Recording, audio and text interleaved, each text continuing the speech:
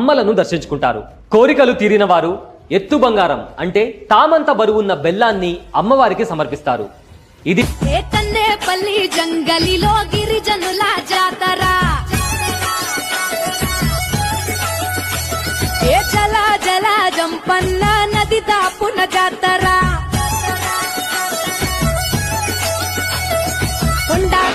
కోన నడి మధ్య నడవి బిడ్డ జాతర, తెలంగాణ గడ్డ మీద మేడారం జాతర, కన్నేపల్లి జంగలిలో వన జీవుల జాతర, జల జల జంపన్న నది దాపున జాతర,